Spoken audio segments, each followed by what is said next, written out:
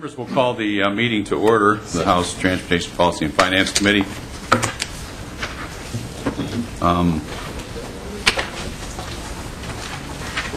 Let's see, the first thing we'll do is we will note the attendance in today's meeting. Anna will do that. Approval of the minutes. In your packet, members, there are the minutes. If someone would care to make that motion, the chair would.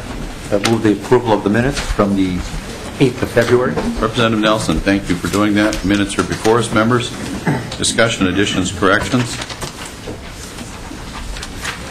Seeing none, let's vote. All in favor signify by saying aye. Aye. Opposed? The motion prevails. The minutes are approved. The first bill on the agenda today is House File 39. Representative Norton, would one of the members care to move that bill? Maybe Representative Eakin? And we will lay this one over for possible inclusion at the moment, sure. Members. And go ahead. Representative Eakin. Thank you, Mr. Chair. And I will move the House File 39 be laid over for possible inclusion. Thank you. Representative Norton, the bill is before us. Thank you for your attendance to the committee, and you may proceed. I understand you have I do have an oral amendment that you'd like to offer. Yes, thank you, Mr. Chair. I would like to strike the words legislative route number 7 on the first line, 1.7, the first line of the actual bill. Mr. Burris, would you like to report the author's oral amendment to us?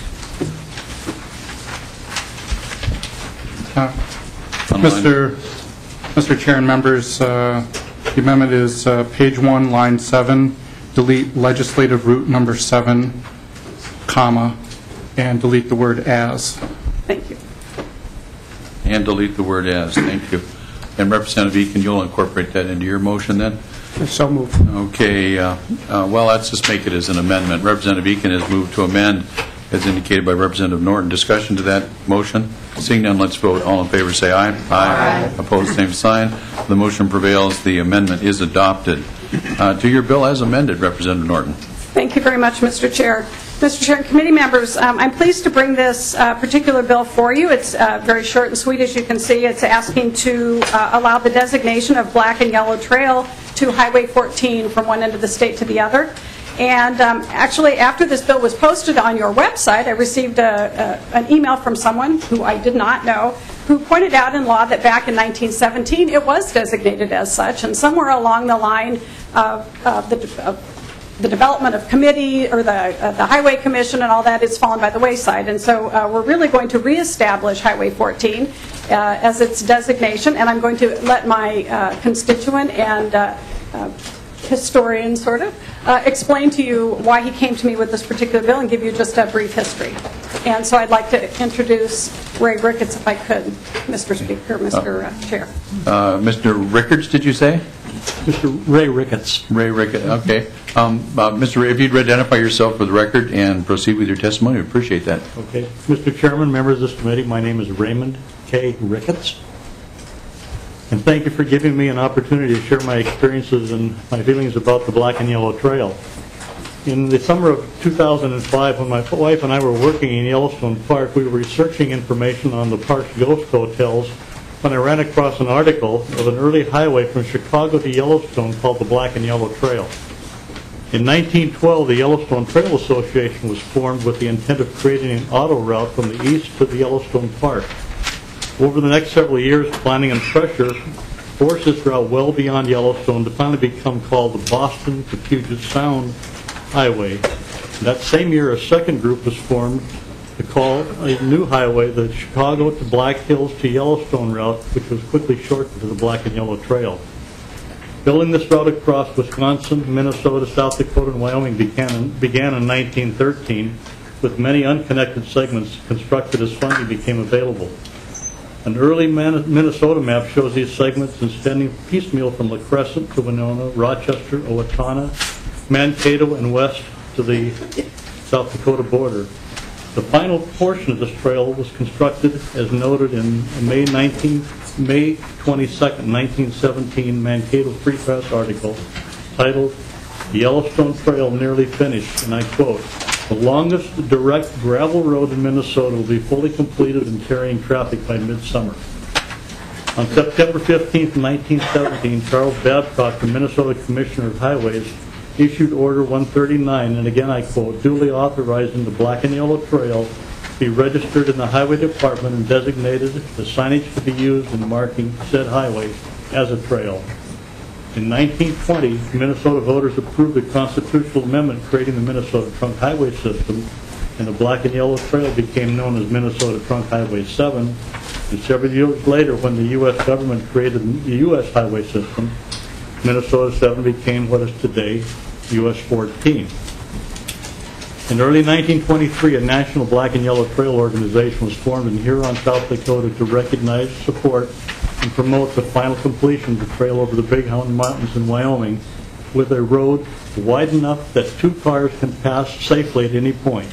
It was promoted as a safe and scenic route. That model continues today if you travel the interstate near Buffalo, Wyoming. I believe that we should honor the order written by Charles Babcock and recognize the route across Minnesota as he stated. This is a piece of our state's history that still closely follows its original alignment. Segments follow the original trail in the vicinity of Stockton, Lewiston, St. Charles, and Aoda. Highway 14 is within feet of the old alignment.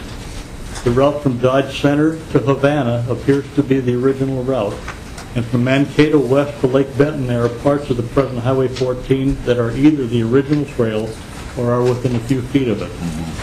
Today in South Dakota, between pier and wall, there are stretches of Highway 14 where one can still see abandoned highway bridges, and I found an old abutment that still has the black, yellow, and black markings that designated the original trail.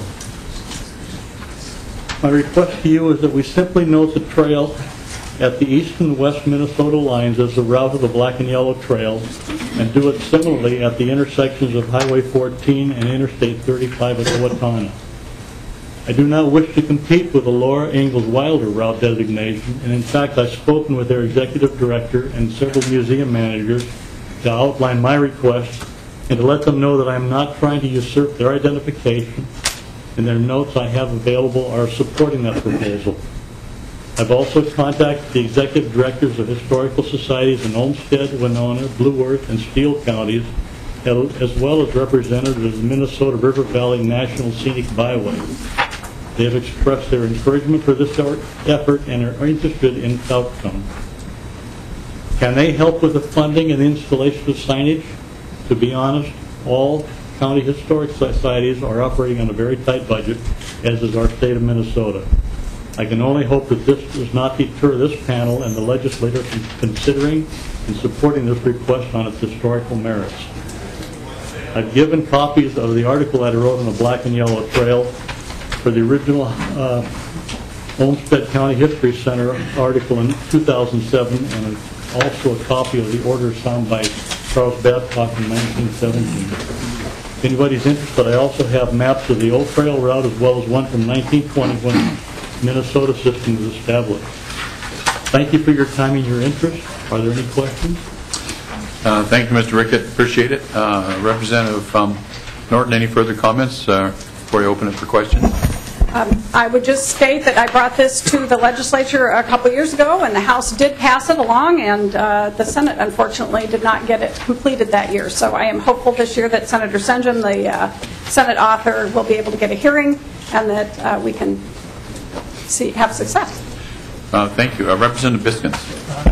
Thank you, Mr. Chairman. Just a couple of questions to the representative. Representative Norton, do you have a fiscal note on this bill?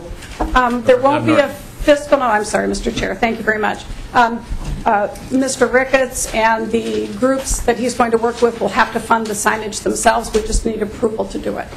Representative Biskins. Well, thank you, Mr. Chairman, and to Representative Norton. And I would highly encourage you to work with staff to get the appropriate language into this piece of legislation, because as it is written, we are making the commissioner responsible for erecting appropriate signs. Representative Norton, I'm not familiar with Section 161.139. Will the erection of the appropriate signs then mandate the distance between said signs on any trail in the state of Minnesota? Representative Norton? I did not read 161.139 this morning, and I apologize for that. I did look at it before, and part of that designation talks about that the state not be responsible for the costs. We do have someone from the State Department here who will testify. He had some comments to make, and if you want him to come down at this time, he might be more appropriate to answer the specifics. Okay. Before we have Mr. Rudin testify, I think Mr. Burris has a comment that could be enlightening. Representative Biskins. Thank you, Mr. Chair. Mr. Burris? Mr. Chair, Representative Biskins, that cross-reference to Section 161.139 covers that the funds for putting up signage would need to come from non-state sources. So that actually addresses your first question on use of state funds. All the funding would need to come from a non-state source. Then, Mr. Chair. Representative Biskins. Thank you, Mr. Chair. Then, Mr. Burris, does 161.139 also cover the appropriate placements between each sign along a state trail or a state-designated trail? Mr. Burris? Mr. Chair, Representative Biskins, that section does not. There are other requirements in statute on the commissioner needing to abide by the several traffic engineering standards. Mr. Rudin could probably get into that further if you want, but in essence, I think that the department would have some requirements to follow basic traffic engineering guidelines that they do with all the rest of their signage. And the bill isn't specific on placement of the signs. Representative Biskins, perhaps we should have Mr. Rudin speak to that because he may address that, but do you have a further question here? I do one other, and then maybe I can sit back comfortably and have Mr. Rudin talk to all of my questions, because the final one I do have starts on line 9 and goes to line 10. The commissioner shall adopt a suitable design. Mr. Chairman, I know that adopting a suitable design, the word suitable is an awfully subjective word, and in fact, when it comes to suitable duck stamps, there's huge multi-million-dollar contests to have said. Representative Norton, do you have something in mind whereby this suitable design will be determined, and you know, one person's suitability does not become another person's eyesore? Representative Norton, you can respond to that or let Mr. Rudin speak to the process, whatever you wish. I'll just briefly state that we worked with the department a couple of years ago and talked to them, and they will be small signage, and a lot of it depends on how much money we have for the size of the signs. I can tell you that in South Dakota the signs are very small, black and yellow signage, and we want to, I think, abide by some historic thought. We want the signs to keep in mind the historic aspect of this, so they will not be very large signs, but we anticipated working with the department so that we met their... Well, if there's some sort of historical continuity to be preserved here, Mr. Rudin, would that direct you? Or you want to just identify yourself and comment? That would be great. Sure. For the record, I'm Eric Rudin with MnDOT Government Affairs, and we would typically work with the people who are sponsoring the legislation to come up with a design that is suitable both to the DOT and to the group that's sponsoring the legislation. But I did want to just point out that Highway 14, a section of it is already designated as the Hiawatha Pioneer Trail in Lincoln and Lyon counties. And then, as was mentioned, a significant portion of the highway is already designated the Lower Ingalls-Wilder Historic Highway. And so our concern would be that we not put up so many signs that people get confused about which highway they're on, and it's typically been the department's policy not to oppose these types of designations so long as it doesn't interfere with the previous designation. It does sound like in this case they've talked to the Lower Ingalls-Wilder people, and they have some agreement about where the signs should be placed. Okay, because you were in the line of questioning Representative Biskins, I'll let you get ahead of Representative Leidiger. Go ahead. Thank you, Mr. Chair. And I guess this would be to you or to staff or maybe Mr. Rudin, but I know that typically when the legislature passes laws that are in conflict with each other, the last one wins. All right. I mean, are we creating a situation here where it may not be the intent of the author, but it is definitely the language in the bill in front of us that if we go ahead and name this entire route from Wisconsin to the Dakotas, the black and yellow trail, that it then supersedes any other naming along that trail? Well, as I recall, Mr. Rickards' testimony, sign at the South Dakota border, Wisconsin border, and at the crossing at 35. Mr. Rudin, do you see that as superseding the other two sponsorships you mentioned? Mr. Chair, I don't know that it would necessarily supersede it. I think we would try to find a way to accommodate both designations unless the legislature told us to do. Do we print these on the highway maps that we put up, that a veterans highway or things like? We usually don't put those on the maps. No, they're not on the official highway maps, Mr. Chair. We do have a separate map, if you'd like to see it, that has all the highway designations around the state. But in addition to having these highway designations, the legislature from time to time also designates just a bridge in memory of someone. Certainly. This is those as well. Representative Leidiger. My questions have been answered already. Oh, thank you. Representative Morrow. Thank you, Mr. Chair. Mr. Ricketts, I should let you know that I represent Highway 14 in Nicollet County. Mr. Ricketts, you didn't mention Nicollet County is among the historical societies that you've worked with. Could you shed a little light on that, please? Mr. Rickert. When I was investigating this, being from Rochester, I was looking at most of the ones that were on the western side or the eastern side. As I had gone further west, I have to admit that I did stop at Blue Earth and did not go beyond that. I hadn't talked with them before we brought this forward. It's contact that I will be making. Representative Morrow, follow up. Thank you, Mr. Chair.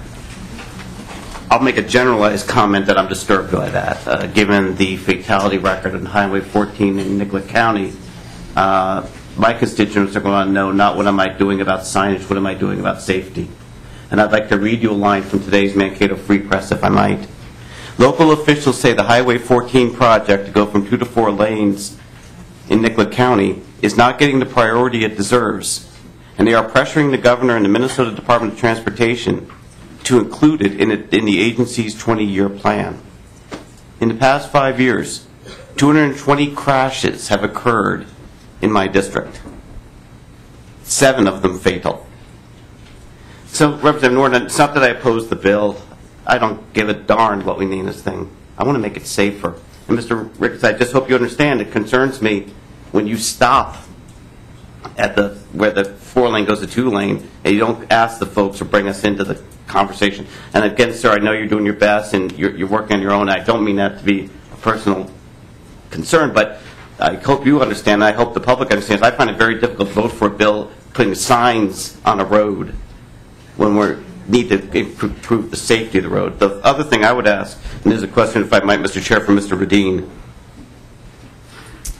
Mr. Morrow, let me just remind the members, this is a House File 59 concerning signage.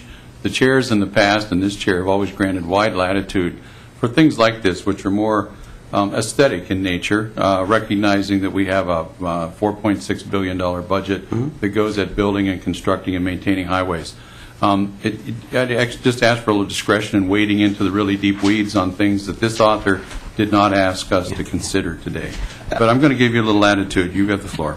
Thank you, Mr. Chair. Mr. Chair, I just wanted to ask Mr. Rudin about the signage itself, because the Highway 14, one of the things mentioned in the article is they want to improve the safety. And along Highway 14, they've been putting up the speed limit signs, trying to mark the intersections a little better as part of safety improvements along the 2-lane section. So my question would be, do putting up other signs interfere with the road safety goals along the 2-lane stretch of Highway 14? Mr. Radin.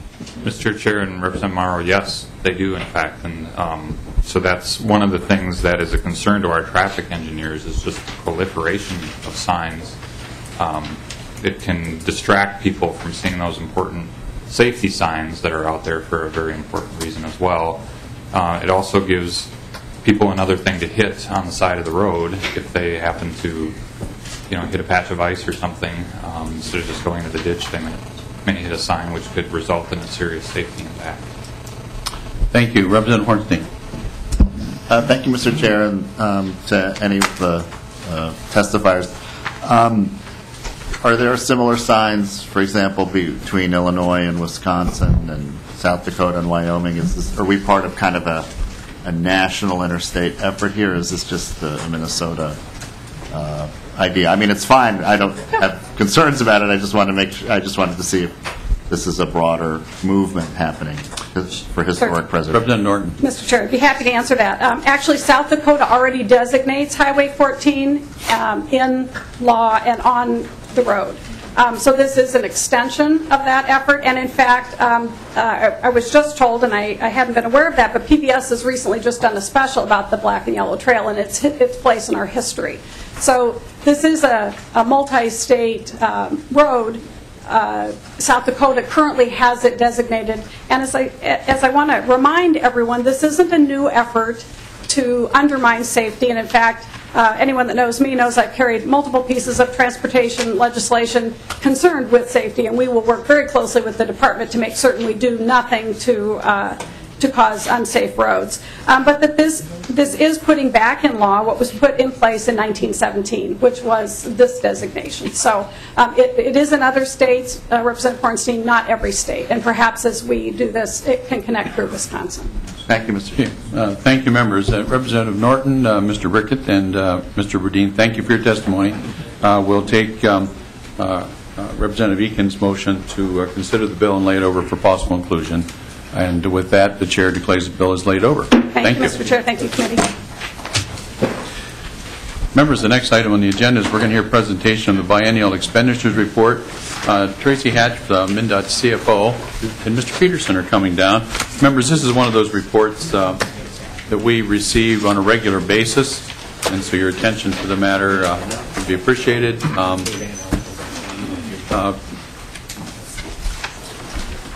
Hatch, before you begin, let me just quickly look here and see if we have that report.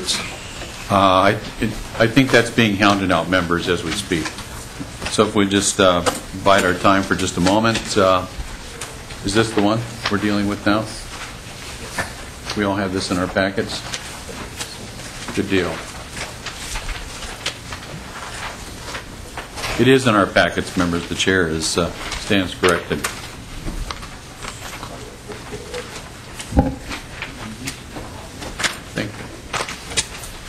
Okay, what we're getting now is we're getting the PowerPoint presentation handed to us, too. It's apparently a distillation of this. Thank you. Ms. Hatch, Mr. Peterson, welcome to the committee. Whoever would like to begin, please identify yourself and begin. Thank you, Mr. Chairman. I'm Scott Peterson from MnDOT, and I just wanted to take a few seconds at the beginning of Ms. Hatch's presentation to introduce her to the committee. Ms. Hatch has been the CFO at MnDOT now for about a year, I believe, and it's her first appearance before the committee, and so I hope that you will treat her well, and I'm sure she'll do a wonderful job.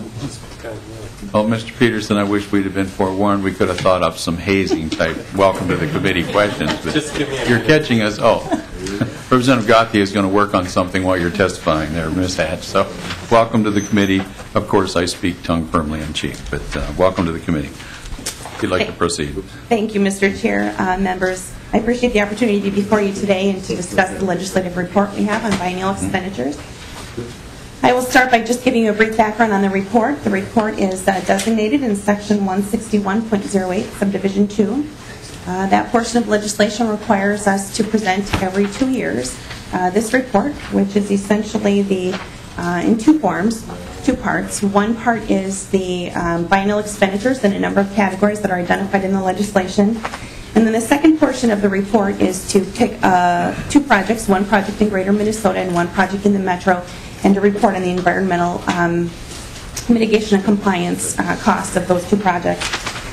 So this legislation was passed in 2003. This is our fourth report to the legislature. Actually, I think it's our first time testifying to it, but it is our fourth report. So I'll just highlight here for you just briefly the expenditures. As you'll see, there's 10 categories. Labor, I want to point out, is included in each of the 10 categories. So these categories are not intended to be additive in terms of coming up with our total agency budget from the Trunk Highway Fund, but rather to just simply report on the 10 categories as requested in the legislation. So, for example, again with labor, labor could also be included, some in design and engineering, some in road construction. They're not mutually exclusive. They are total expenditures in those categories for the biennium. And I'll also point out for clarification that this does not represent total funding in the Trunk Highway Fund. Again, there are some pieces that are not included here. One example is debt service.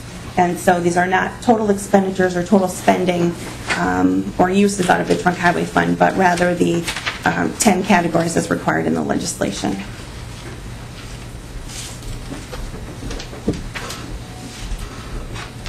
I will also point out that these expenditures are MnDOT expenditures only from the Trunk Highway Fund. So any other agency that might receive Trunk Highway Fund funding is not included in these numbers. Obviously, MnDOT is the bulk of the expenditures that come out of the Trunk Highway Fund, so the others we expect to be pretty de minimis. Ms. Hatch, without looking forward, we're looking at about $2.3 billion a year in total funds expended. How much of that is accounted for here? Because I know we can't add these columns up and come to a number. And how much is leaking out? I think that's one of the things we're looking at is the leakage in the bucket. Sure. What are we talking about there? Is that coming up in your report? Because if it is, we'll just keep going. Mr. Chair, it is not, but I'd be happy to mention a few other categories that are not included, and hopefully that gives you a kind of a more rounded perspective of what's missing. Yes. Okay. Thank you. Mr. Chair and members, there are several categories that are missing. One of them is general and administrative support. That is roughly $34 million.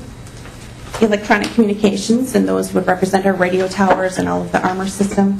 That would be $12.6 million. Facilities, such as our buildings program, is $59.5 million. Technology services, $41.4 million.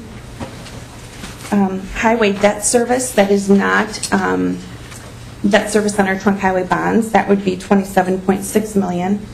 So that would include local government advances and repayment of our transportation revolving loan fund. The 27.6 does? Correct.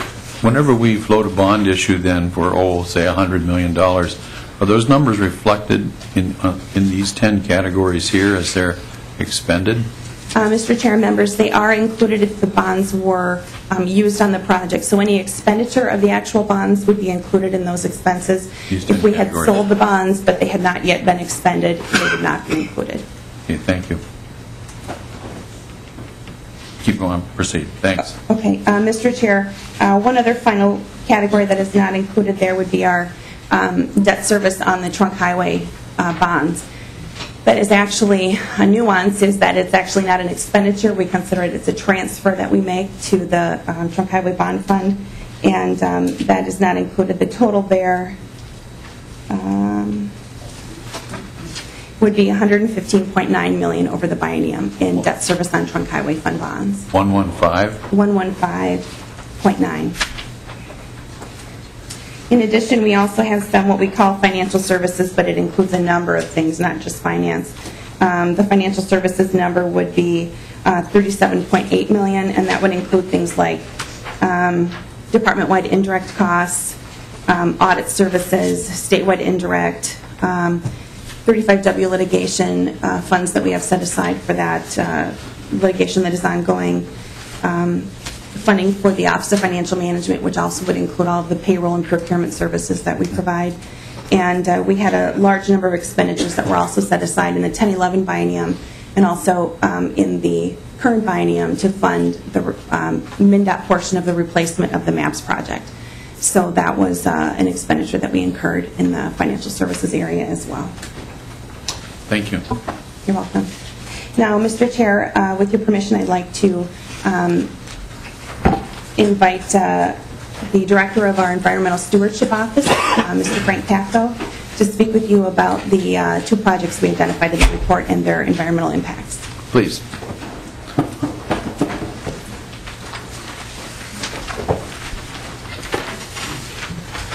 Welcome to the committee. If you identify yourself for the record, that'd be great. Mr. Chairman, members of the committee, my name is Frank Papko. I'm Director of MnDOT's Office of Environmental Stewardship.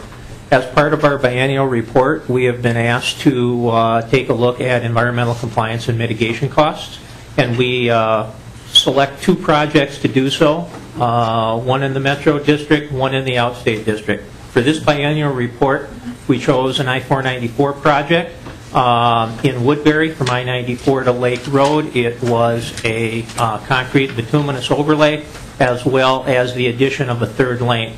In the Outstate District, we chose the replacement of the Highway 23, the formerly DeSoto Bridge across the Mississippi River. We choose for environmental compliance costs to look at the environmental documentation necessary to get that project to construction, and we look at specific expenditures during construction. Erosion control, dollars paid to do that, including ponding requirements for water resources and water quality needs. We also look if noise walls are constructed as part of that, any special landscaping or any special treatments, and in this particular case it would be things like regulated materials, which I'll get into. The slice of the project in the Metro District on I-494 was 14.2% of the total project cost were for environmental compliance and mitigation. That was dominated by about $1 million to construct the noise wall and just under $1 million to do, just under $1 million to do the noise wall and about $1 million to do the ponding area. Additional to that was the erosion control costs and some special needs to dispose of some regulated waste, in particular with some soil that was tested high positive for diesel range organics. In the Outstate District on the Mississippi River Bridge replacement in St. Cloud, there was a much smaller percentage of the project, about 2.4% of the project costs were in environmental compliance. Again, there were no noise walls, no additional ponds required for just the bridge replacement. There was erosion control costs and some regulated waste costs. And the dominant upon this is this bridge had lead paint on it. In order to prevent that from entering the environment, we typically stabilize that before we remove the bridge, which is spray it with a polymer to keep the lead paint on the bridge.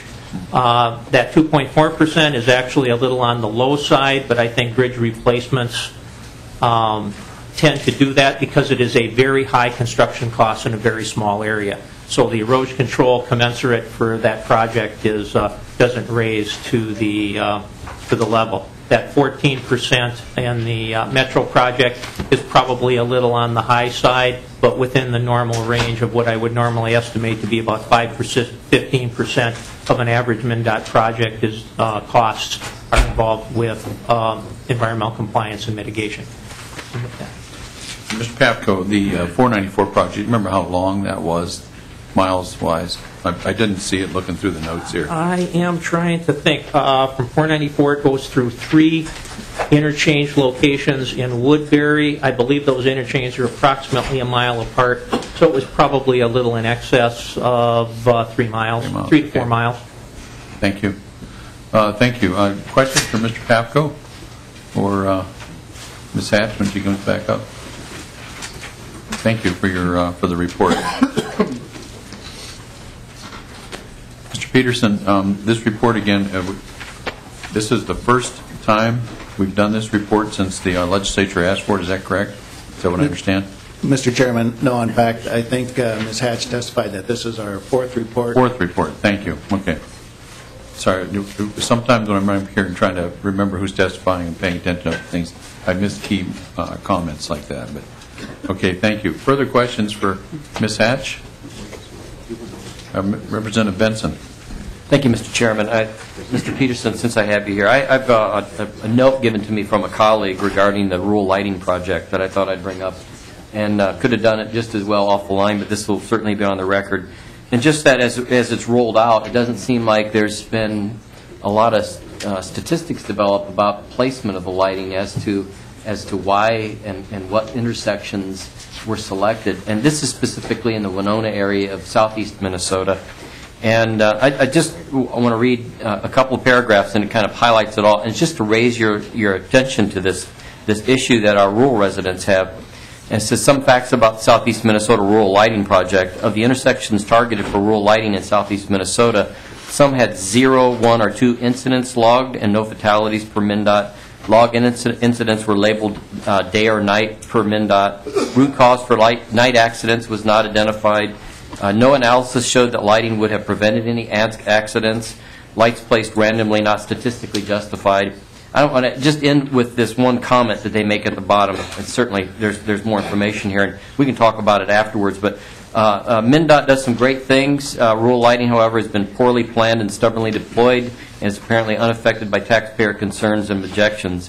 Rural lighting does not bring safety to rural areas, but it does bring costs for installations and operations, and it can foster resentment. The one thing I would say is that there was a couple of folks that, well, I'll give you offline, that met with the folks in the area and said that, after 6 weeks, if it was still something that they did not want, that they could, petition or write in, and they would take them away. Well, that's not been the case. They've sent a lot of messages, sent a lot of petitions with absolutely no response. So, it's a small thing in your total budget, but if you're rolling out future operational costs, installation costs, the people in essence are going, you don't really need these. It's just light pollution out there. They're not in. I've got some intersections that, like you talked about, that do have statistics about people running them, but these aren't those. So, if maybe we could meet and talk about it a little bit more. Well, Mr. Peterson, I know there's a question in there, or a comment, or whichever you may respond to how you see fit there. Mr. Chairman, Representative Benson will be happy to discuss that with you after the hearing. Thank you, Mr. Peterson. Okay. I'm sure that most of the road lighting are driven by the belief there's a safety consideration, but perhaps that case could be made a little better. Let's see, Representative Gauthier. Thank you, Mr. Chairman. Mr. Peterson, if they don't want the lights, if we can use them on the Platnick Bridge. Noted, Representative Gauthier. Let's see, Representative Murray. Thank you, Mr. Chairman. Ms. Hatch, I was wondering, the chairman mentioned leakage and things not on the list here of expenditures. And when I look at the list that you gave us, there's like $300 million there. And I'm just wondering, why is that not on this list? Could you explain that to me? Or I just want to know the process. Well, Ms. Hatch, I know you've been on board for a year, but certainly in the MnDOT culture, you know some of the angst that comes from the legislature about constitutionally dedicated money that seems to escape our grasp and go elsewhere. But please respond. Mr. Chair, members, if I may just specifically address that, the leakages are all constitutional. Okay. Anybody who is in MnDOT and knows me knows I watch this one with an iron fist. Oh.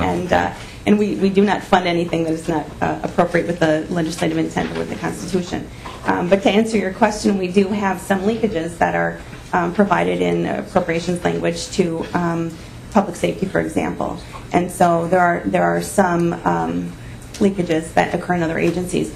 The funding that is not included, the expenditures that are not included on the report, but that I mentioned to you verbally, we simply don't put them on the report because that's not what's listed in the legislation. So we come prepared to address that, but the legislation specifically says to indicate the trunk highway fund expenditures in the following categories. And so to try to meet with the letter of the law, we provide that, but we would at any time be happy to provide you with specifics on how we spend it, what we spend it on, and additional categories. We'd be happy to do that.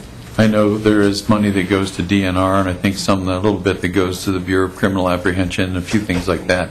Leakage is the chairman's term. It's not actually in the Constitution or in MnDOT's documents anywhere. So. Thank you. Thank you. Okay, Mr. Peter, further questions for this testifier before we switch to the next report that we're about to get from MnDOT? Ms. Hatch, thank you for your excellent work for the committee. We'll look forward to having you back several more times. Thank you, Mr. Chair. Mr. Peterson, I believe you have Mr. Chiglo to come up and talk about the claims process. Is that correct? Mr. Chairman, that's correct. Mr. Chiglo is the division director for the Engineering Services Division at MnDOT.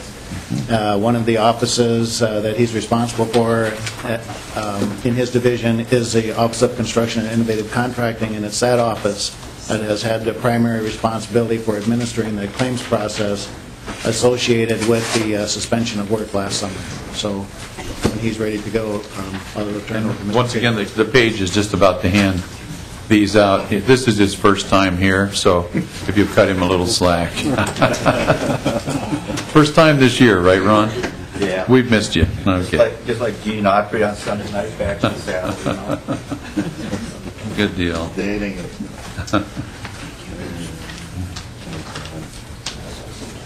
Today's program is you left at flood too. You know, they cut us in half, so there's only one of us that are doing now. Okay.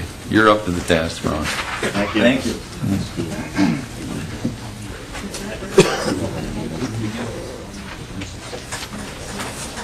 Okay.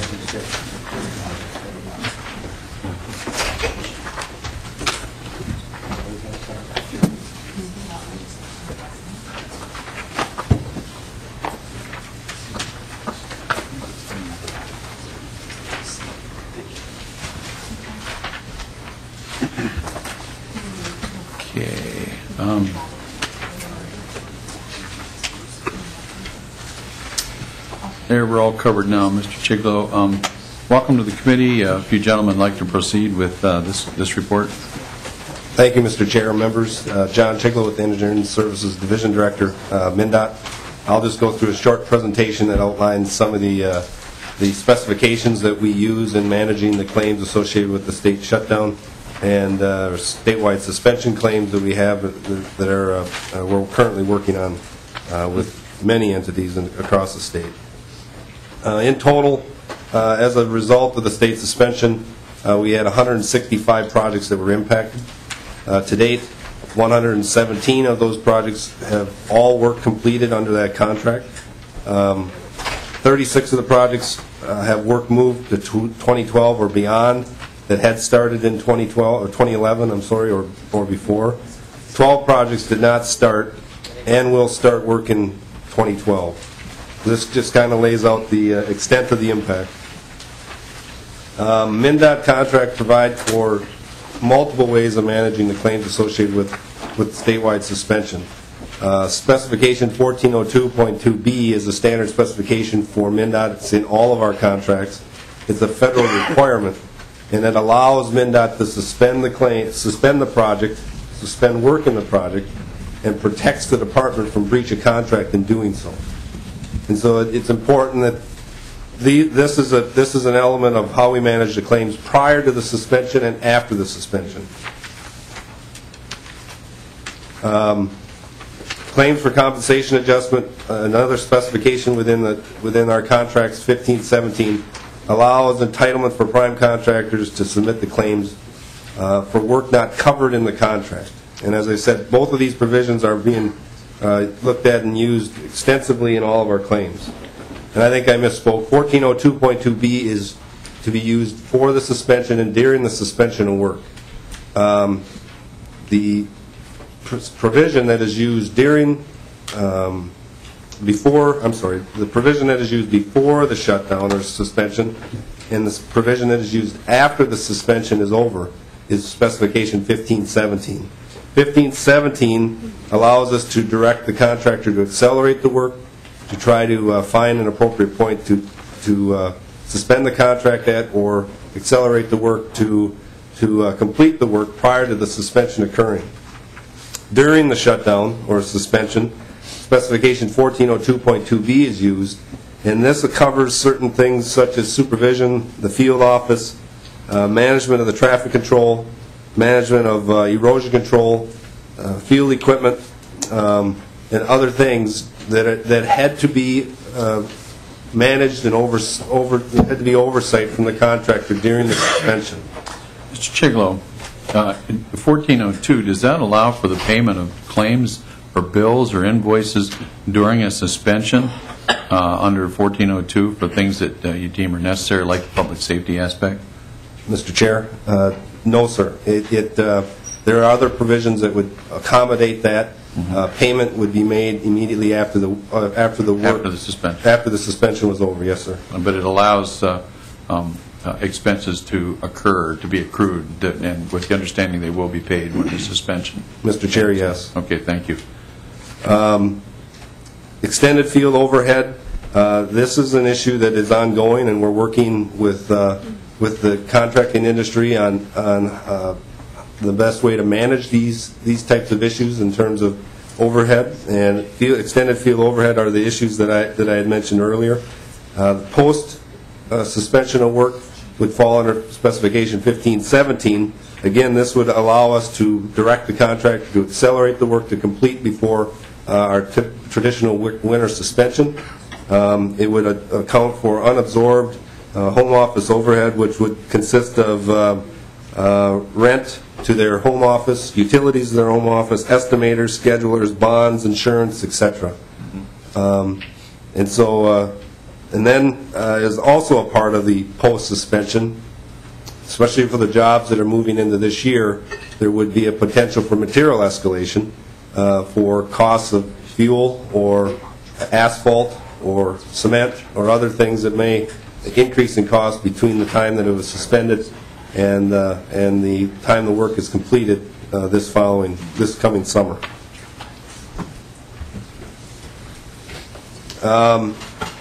There's been a lot of confusion about projects versus claims, and it's important to remember that each project can have multiple claims. 52 of the 165 projects have settled for time extension only with no cost. 113 impacted projects then remain that could be have claims filed for cost and or time. 48 of those remaining 113 projects have settled for time and have reserved the right to cost claims at a later date. And a lot of times that is because they may not fully understand or have not incurred all the costs associated with the suspension. Each of the remaining impacted projects have multiple claims, as I mentioned. To date, 29 claims have been resolved for a total cost of just over $2 million for those 29 claims. There could be, as I mentioned, multiple claims per project.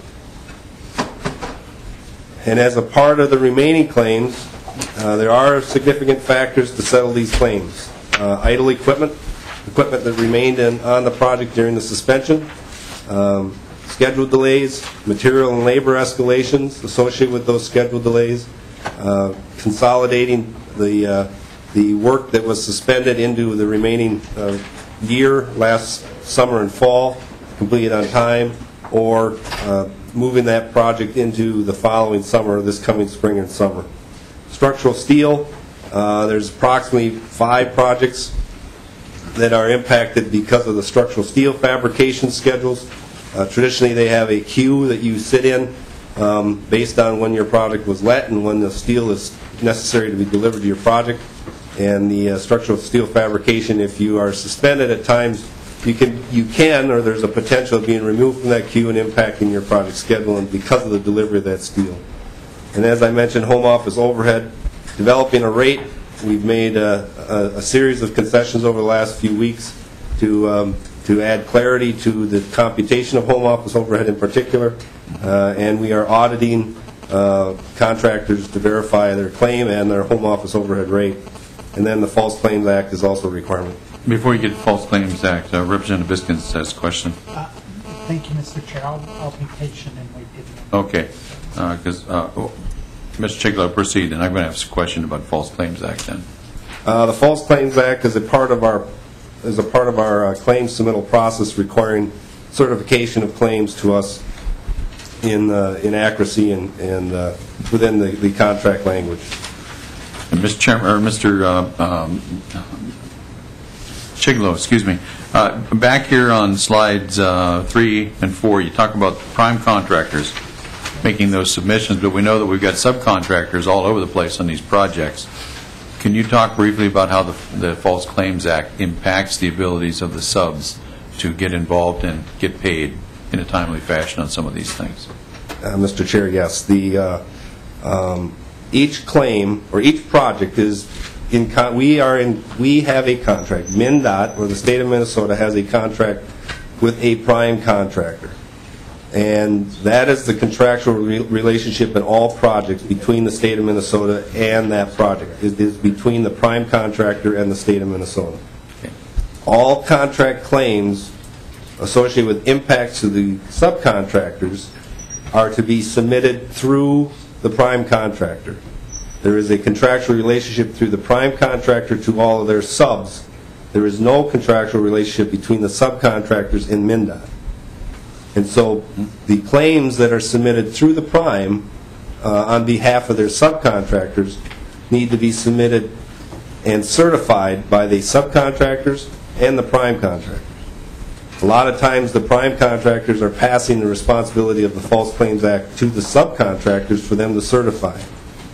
And with that certification, MnDOT then receives the claim and does our analysis and responds.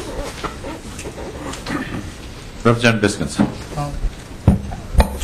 Thank you, Mr. Chairman. Mr. Chigwell, is the language dealing with suspension of work, is that implied in every contract, or is that specific directly placed within all your contracts? Mr. Chigwell. Mr. Chair, Representative, the standard specification 1402.2B is in every contract that we execute within MnDOT. Representative Biskinson. Thank you, Mr. Chair. One other question, Mr. Chigwell. Has any of the claims actually gone to litigation, and is there any outstanding litigation at this point, or is it all being dealt with internally right now? Mr. Chigwell. Mr. Chair, Representative, there are no claims that have gone to litigation, no. All right. Thank you, Mr. Chairman. Thank you. Further questions for the testifier? Questions, comments? Seeing none, Mr. Chigwell, thank you. Although at some point we may want to, I guess the chair would leave you with this thought. I've heard some discussion that the False Claims Act may be really causing some turbulence between the subcontractors and the prime contractors for exactly the reasons you stated, that MnDOT's contract is with a prime contractor. But as we'll hear here, I think in a moment, there's some other people to testify about this issue. There could be some problems there. And let me just encourage you that if you think you see a way through that that can help make sure that some of our subcontractors continue to exist, we're all ears. We'd like to hear about that. With that, members, anyone in the audience want to testify on this portion of the presentation? If not, I'm going to turn the gavel over to the Vice Chair, Representative Murray, and we're going to present House File 1971 for your consideration at this time.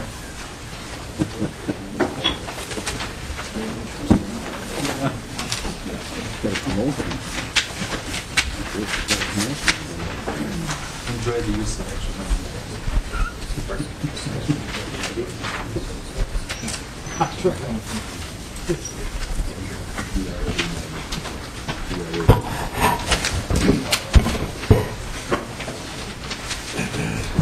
Mr. Chair and members, I'd like to move House File 1971, recommend to pass and be referred to the General Register. Thank you, Chair Beard. And with that motion to move House File 1971 to pass and on to the General Register, on with your bill. Thank you. Mr. Chairman and members, because of some things we've just heard and because of the unusual situation of the past summer, we had work actually suspended. And one of the reasons given was there was no authority to expend funds on contracts that had already been signed and already had been vetted and had already been awarded. I think it's important that this committee, particularly with this pool of funds, which are constitutionally dedicated funds collected for a specific purpose and dedicated for pretty much one thing only, and that is the operation, maintenance, and construction of the trunk highway system. And that's what this bill deals with, just the trunk highway system, that there be enabling legislation that allow that to continue. The bill basically allows contracts that have already been let to continue operation and authorize the commissioner from the Office of Management Budget to have access to money to continue the contracts that are already in force. Members, I would remind you that these funds have already been authorized, appropriated, and encumbered by a previous legislature and legislation that was voted on, vetted, and signed by a governor. So it's not like we're taking money out of nowhere that hasn't been discussed in front of this body before. So that's the pretty much the bill, members. And I do have, Mr. Chairman, a couple of folks who would like to testify regarding this bill and the positive impact it could have should we ever find ourselves in a situation where there needs to be or there would be a pending suspension of work. May I call a couple of testifiers? Okay, thank you, Chair Byrd. Yes, your first testifier, please.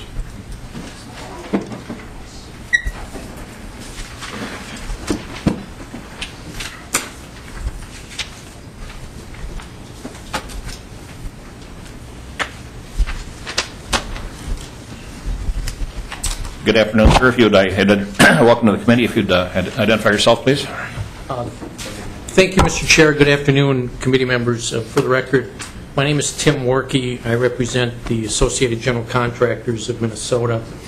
We're the state's oldest and largest construction trade association.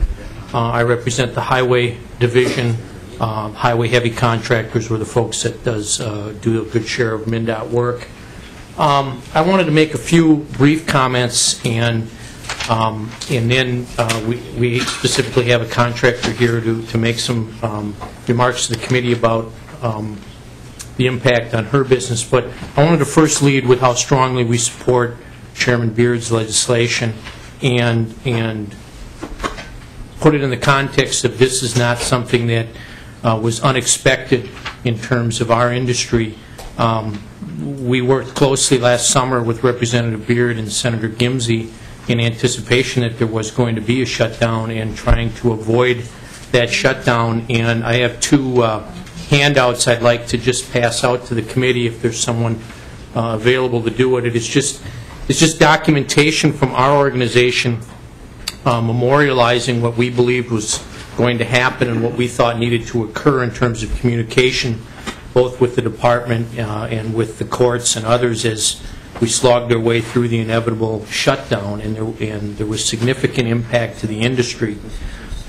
We specifically, as an organization, spent resources to go to court to try to intervene and have the courts declare that construction services were an essential part of state government and needed to continue operating.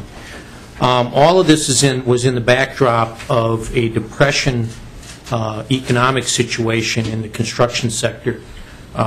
We had lost and have lost 50,000 jobs in the state in construction since 2006.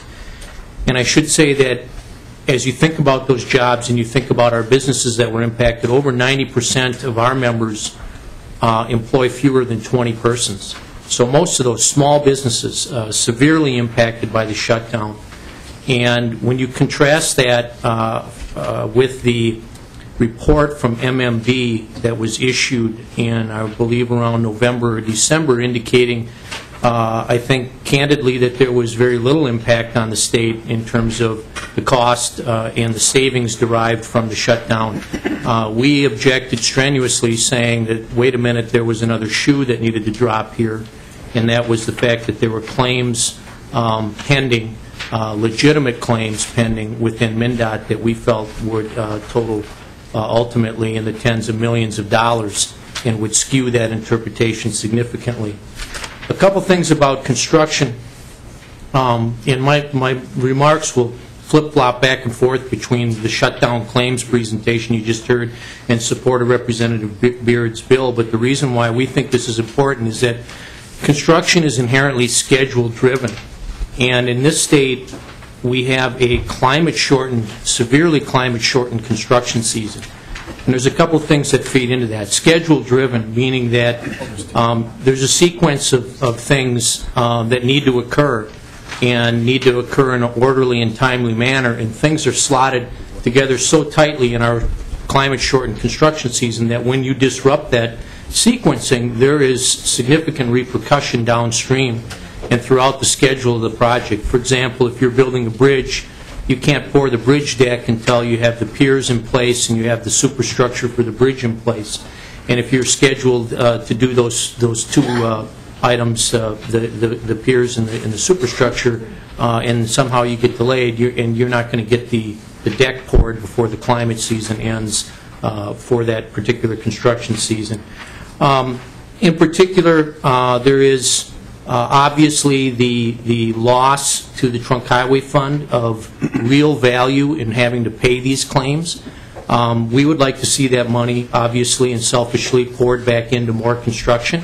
Now we're going to be faced with a situation where a significant amount of that Trunk Highway Fund is going to have to pay claims for settlement of work that wasn't able to be performed. A little about construction jobs and the construction economy. Construction jobs are significant jobs to this economy in the state, somewhere between 5 and 6% probably of state GDP. And construction jobs also provide a very good living wage and provide benefits, fringe benefits in terms of health care and pensions, etc. And those construction workers have to make those hours during a very shortened 8-month at best season.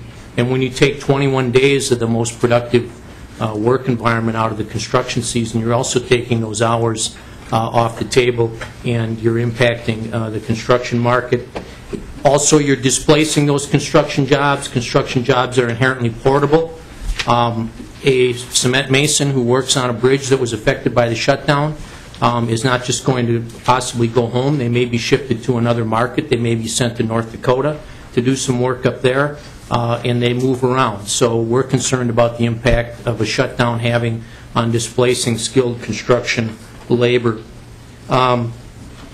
Lastly, let me just sort of broadly characterize for you the impact this shutdown had on our members. We saw, and we forewarned early last summer in conversations with the department that we needed to resolve whatever claims or delays occurred quickly from the shutdown, acknowledging that the claim process was going to be inherently complex and cumbersome. But specifically from the standpoint of the smallest fish in the pond will get eaten first, and when you're a small emerging subcontractor and you are asked to carry significant cash flow that may be due to you as a result of the shutdown, you are not going to last very long when you're having to carry that financing. And I think you will see, or carry that outstanding obligation. And I think you'll see in the forthcoming testimony how that has played out.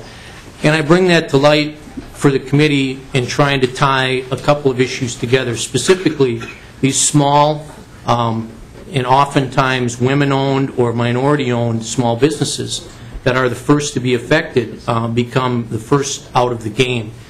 And this committee has addressed, and I'm sure you will in the future, the impact of trying to meet DBE and women-owned business goals. And if because of the shutdown we are essentially taking those businesses out of business, it makes it that much more difficult going forward trying to have viable women-owned and disadvantaged-owned businesses in order to try to make those contracting goals. So those are just a few sites. Again, I would reiterate our strong support for Representative Beard's bill and would hope that you would look favorably upon it, and I guess I would stand for any questions. Thank you, Mr. Workey. Members, any questions? Representative Gauthier. Thank you, Mr. Chair. Chairman Beard, first a comment and then a question. So apparently transportation funding does create jobs through the state of Minnesota, so I just want that on the record. But looking at your bill, Chairman Beard, there is no provision for engineers or inspectors. So how would we proceed with work when MnDOT employees may not be declared as essential? So how would we handle that? Because obviously at some point their project would be held up because there's no inspector. Chair Beard.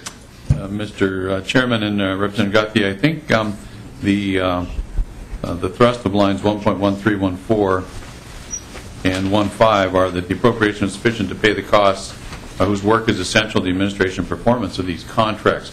That is left broad intentionally. It is to cover the contracts that are in place. Representative Gauthier, the intention of this bill, although it's a discussion worthy having, it's not the intention of this bill to go into contracts that may be in negotiation or in under development. That's another issue for another day. This is just contracts where dirt's actually flying, contracts are signed, people are on the ground. My intention with lines 1, 3, 1, 4, and portion 1.5 is that those folks that are essential to making that happen will continue to be authorized to be paid. Representative Gauthier. Thank you, Mr. Chair. Mr. Burgess, could you give me an opinion on whether or not we cover inspectors and engineers under this bill? Mr. Burris. Mr. Chair, Representative Gauthier, I would defer to the department on getting into the details of which functions. My general impression from the bill and what I've heard from the department so far is that it probably would include that as one of the categories. Thank you. Representative Szymanski. Thank you, Mr. Chairman. And Representative Beard, the bill refers to state roads on line 1.9, I believe. My question deals with the county and municipal state aid highways. Would they be left out? In other words, not entitled to any funding should this bill proceed? Chair Beard. Thank you, Mr. Chair. Representative Szymanski. The intent of this bill is for state highway contracts that MnDOT actually administers. If they're administering one, my intention would be yes, it would. However, there is another issue here that is not addressed by this bill, and deliberately not, because I want this bill to be tight, narrowly focused going forward. But I bring to you the situation with Bren Road, Minnetonka, where the project actually was a city-county project that required the attendance of one MnDOT inspector, as I'm told, because they were trespassing or had to use a portion of the MnDOT right-of-way, and that inspector was pulled, and that project had to come grinding to a halt until that inspector could be back on the job. My suggestion is that's another bill that actually we would have to authorize or specifically legislate that inspectors, who were all certified to the same standard, I might point out, could come from either a licensed bonded engineering firm or they could be hired back on a freelance basis, much I point out, members, like the Met Council did on Central Corridor. There were 19 MnDOT inspectors assigned to that project, and I would point out Central Corridor never missed one day of work because all those MnDOT inspectors were hired back as independent subcontractors by the Met Council the very next day and for the duration of the cessation of work. I think that what's good for one is probably good for another, but Representative Szymanski, I don't want to borrow that fight today. I want to just keep the highway contracts that are in place going today, and I would suggest that that's probably a bill for another time. This chair would probably hear it if it came to this committee. But no, that's not specifically part of this bill. Representative Biskins. Thank you, Mr. Chair. Well, Representative Beard, I really do appreciate what you're trying to do here and think that if the state has entered into contracts, it probably makes some sense. But I do have some questions about the language of the bill in particular. On line 10 of the bill, there is the expression, and it's used at least one other time, but it says an amount sufficient to pay the costs. Representative Beard, are these funds anticipated in the committee tails? Is that the funds we're talking about here? Chair Beard. I don't think they would be in the tails, Mr. Chairman, Representative, because it's money that's already been appropriated and authorized. They're in the contracts going forward, but as we know, that money sometimes comes in the following year when work is completed and invoices are presented. So I suppose to that extent they could be in the committee tails going forward for the next biennium. I guess maybe Mr. Burris or Ms. Johnson's comments could be more appropriate to that, but Mr. Burris, Ms. Johnson, comments? Mr. Chair, Representative Biskins, I'm sorry, I need a minute to contemplate that one. Okay. Well, Mr. Chairman. Well, Mr. Chairman, this is going to be a good line of questioning, and I think I know Representative Biskins is going. I do have one other testifier. If we could have her speak before we get down to that, if Representative Biskins would hold, or if we need to pursue it, we can pursue. I'll defer. Okay, thank you, Mr. Chair, and let's go on with your witness. All right, my next testifier, members and Mr. Chairman, is Lori O'Malley, one of the targeted group businesses, or DBEs, that we just voted on here. That whole process we voted on here last week one day. She has a few comments on how this bill, I think, would actually benefit going forward, what we're actually trying to do. Okay, Ms. O'Malley, welcome to the committee. Please identify yourself and tell us what you got in your mind. Mr. Chairman, members, thank you for this opportunity to support the necessity of the bill HF 1917 by sharing the impact of the shutdown on our 2011 season and our company. I'm Lori O'Malley, president of O'Malley Construction. Our corporation was formed in 2001, and we are certified in DBE, TGB, WBE with and SBA with the Small Business Administration. We're specializing in highway heavy concrete, which is curb and gutter, sidewalk, driveways, median. We have 2 crews. We are typically under 30 employees, and in those 30 employees, 4 of our 5 adult children work for us. We have a 7-month season, being that we have to do concrete only when the weather allows, and we perform 95% of our work as a subcontractor. We end up with usually 80 to 90% of our work on state or state aid projects, and we also engage on ARRA and federally funded projects as well. Most of these are large-scale, multi-year contracts, similar to the design build, the TH212 from Chaska to Eden Prairie. And we came into the 2011 season with a target of about $8 million worth of revenue, and we already had about $6 million worth of revenue booked for last year. Most of those bookings were impacted by the shutdown in some way, shape, or form. Projects such as the TH169 494 project, the TH610 design build, TH14, TH60, and Elk Run down by Pine Island. We're lucky enough to have the Civil East light rail project with Walsh Contracting continue through the shutdown. But when the shutdown impact came along, it impacted 45% of our work for 2011. Because of the sequencing mentioned by Tim, we ended up with about 45% moving into the season of 2012. That lack of work caused us to engage in desperately low profit bidding, I should say.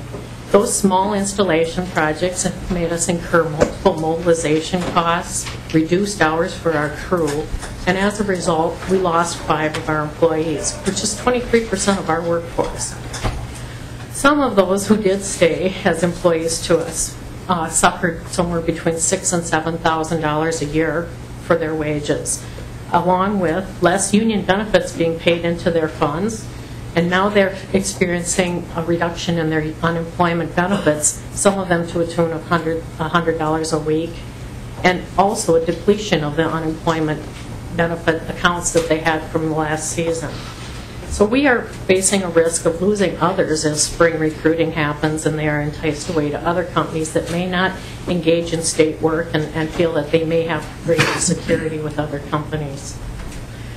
We also learned that our suppliers were affected as well. Some of them have disclosed that about 50% of our work and our purchases from them are also impacting them, and they have no shutdown claims restitution, so their only choice is to pass on higher costs, which will affect the entire industry.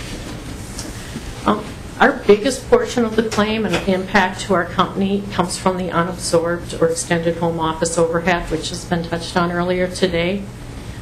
We ended up in 2011 with only about $4 million of revenue accomplished when we were targeting $8 million.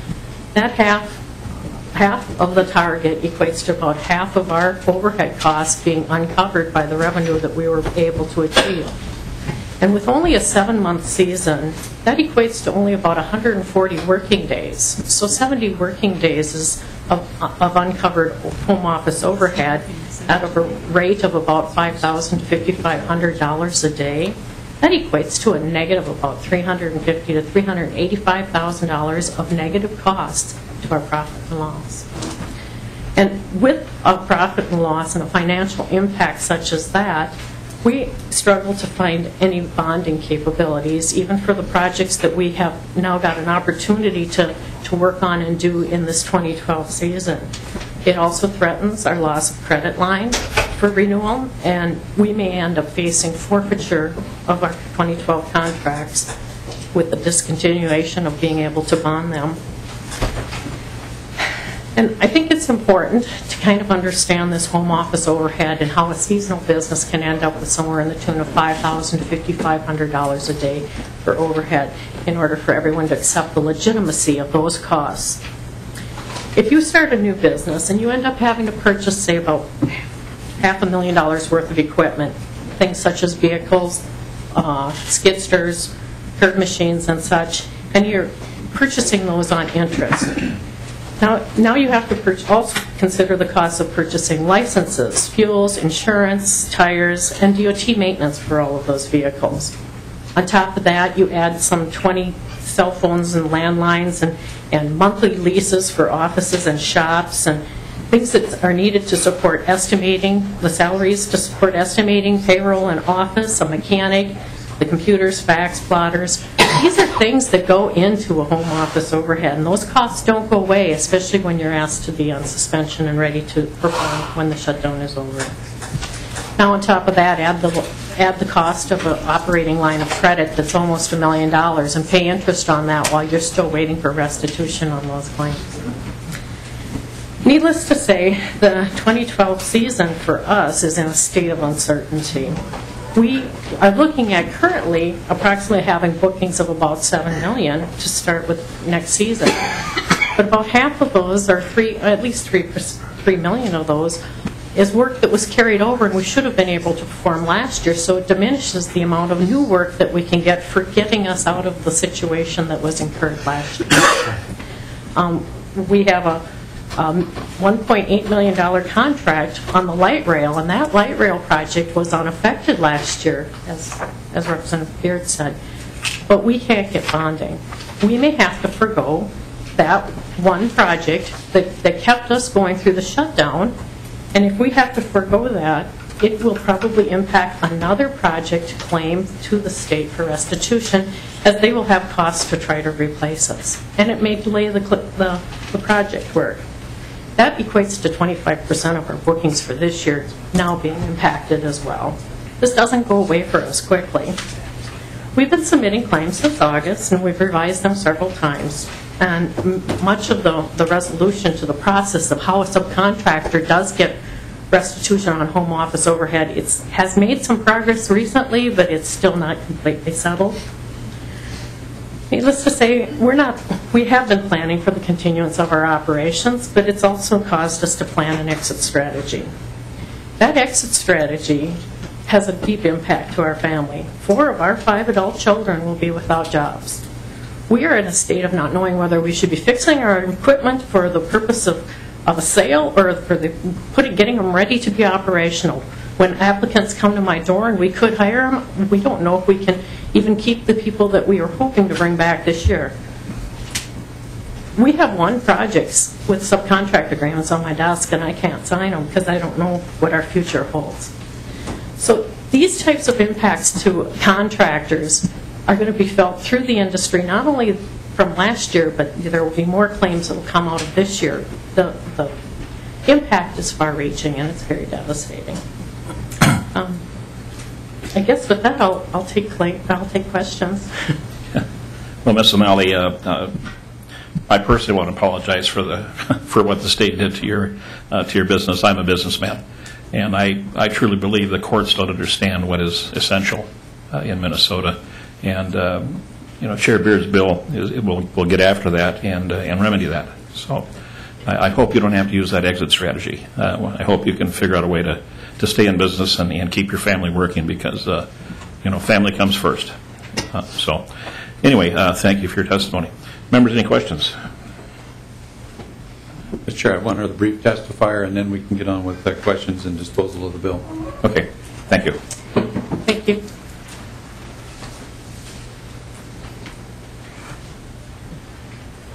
Ms. Donohue, welcome to the committee. Thank you. For the record, my name is Margaret Donohue. I'm the director of the Minnesota Transportation Alliance. And I just wanted to briefly address the bill. We definitely want to thank Representative Beard for bringing this bill forward.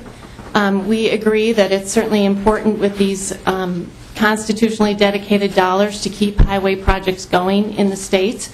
And as you've heard, so many of our businesses are impacted, and our construction industry has been one of the hardest hit industries in Minnesota since the recession. The Alliance is an organization that represents not only contractors, but suppliers, consulting engineer firms, local governments, labor, and all modes of transportation. So you've already heard a lot about the impact on contractors, so I won't spend a lot of time on that. But obviously the fact that these claims will come out of the state road construction budget does have an impact on other projects, and in particular probably the flood mitigation program, the transportation economic development program, are areas that will be impacted because of the cost of the shutdown. In addition, I just wanted to mention, I know the bill doesn't specifically envision dealing with local government projects, but the fact is there were some impacts to local governments because of the shutdown, as Representative Beard noted. In addition to the Bren Road project, there was a project in Forest Lake, a multi-million-dollar project that affected dozens of businesses in the area that was put in jeopardy of not being completed, and will have additional costs for local governments, Washington County, that will have higher costs for contractors and consultants, in addition to over 20,000 hours of county staff time related to dealing with the shutdown of this project because it involved work in the trunk highway right-of-way. So there are definitely costs. Local governments rely on MnDOT, as you've heard, for plant inspections, for certifying products that go into local projects, as well as federal reimbursements that flow through MnDOT. So when the department is shut down, there definitely are big impacts, not just for our private sector members, but also for local governments as well, that wind up being carried by local taxpayers. So we hope that with this legislation, we can mitigate some of these impacts in the future, particularly the issue of work in the trunk highway right-of-way. And so I just wanted to, again, join in supporting this legislation and thank the chairman for bringing this forward. Okay, thank you, Ms. Donohue. Members, any questions? Seeing none, thank you very much. And we're back to Representative Biskins. Thank you, Mr. Chairman, and I'll start off by reiterating or just saying that I'm not a big fan of putting government on autopilot.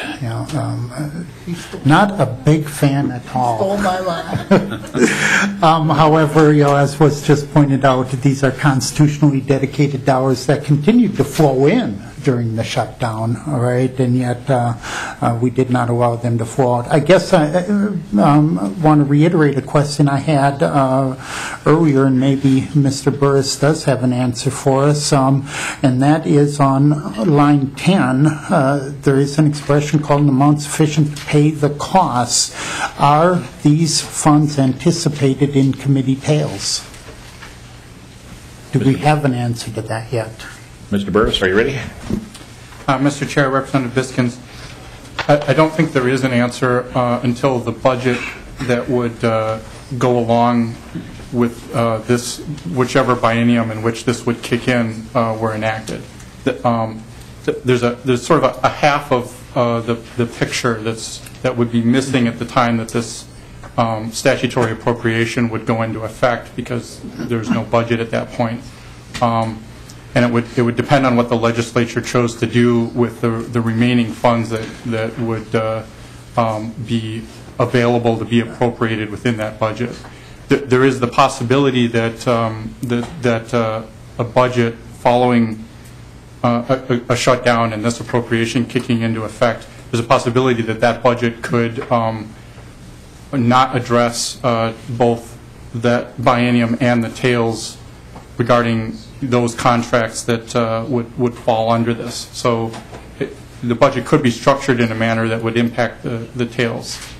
Yeah, well, thank you, Mr. Chair and Mr. Burris and Representative Beard. I'm going to just lay out my concerns. I guess I'm not saying does this encounter, or is this all the amount sufficient to pay the costs? Is this the total amount of the tails? But I am saying, is this part of the tails if the new budget were indeed enacted? And I think, in my mind, the answer would have to be yes. If these are contracts already let and expenditures already covered, this amount would almost have to, logically, be part of the tails going forward, no matter what we did in the current budget, if the contracts were already encumbered. So that brings me then down, Representative Beard, to lines 1.13 and 1.14, where we talk about the appropriation must be sufficient to pay the cost of yada, da, da, da. All right? To me, this is very much like an open and standing appropriation. Pretty simple. All right? Open and standing appropriation to contracts already let.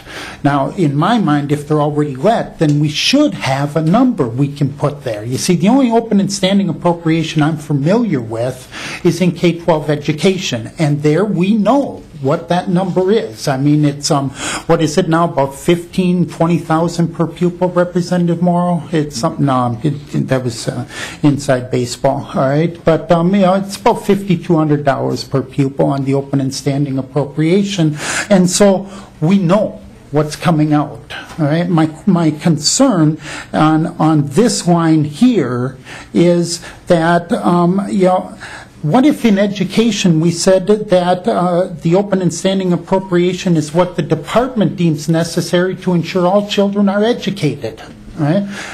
Holy buckets. All right. Now we've got a whole different story. So, Mr. Burris, when this language was drafted, and maybe you had nothing to do with the drafting, but was there a look at this language as it compares to any other open and standing appropriation language that we currently have and has been tested and tried here in the state?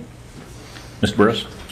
Mr. Chair, Representative Biskins, I have not looked specifically at the way it's structured for education or other statutory appropriations. Okay. I might note that the structure of this appropriation is on the basis of funds that have already been appropriated in the previous budget. So the encumbrances that MnDOT would have for any contracts would be pursuant to the previous biennium's budget. And MnDOT's encumbrances follow from the spending authority that they have at that time. Well, Representative Biskins. Well, thank you, Mr. Chair. And Mr. Burris, I'm not quite sure I see that restriction in this language, particularly, again, I'll bring up my concern of the sentence that starts on 1.13, which does seem to be a pretty wide open sentence and leaves a lot of flexibility in its determination by the department itself in deciding, okay, what is sufficient? And when I think of the word sufficient, it clearly connotates a floor, but does it also connotate a ceiling? I'm not quite sure it does that either. Chair Beard. Mr. Chairman, thank you for articulating the question that way, Representative Biskins, because this is, I think, becoming a little more clear that the intention of the bill is not to leave an open-ended appropriation.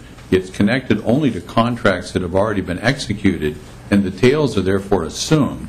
And I think for every year that this committee has met since this legislature was convened, well, at least since the constitutional dedication question was passed by the voters, the anticipation would be that bills coming due for contracts that have already been authorized would be part of the next year's appropriation.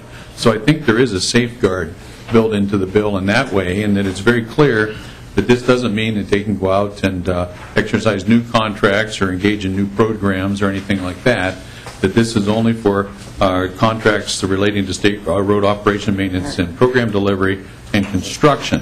If we need to, we can whittle that down to just the construction projects that are in play, although I think the court did rule this time that sufficient MnDOT personnel can be kept on hand for emergencies like traffic signals that got knocked down and accidents and so on and so forth. Like that, they've always allowed those things to move forward. But I think that there are two prohibitions here, two constraints that prevent this from running away on autopilot. One is that these funds can only be spent for these purposes, and there really is one source of funds for that. They don't come from the general fund. I can't remember the last time any general fund money went to the trunk highway fund, if ever.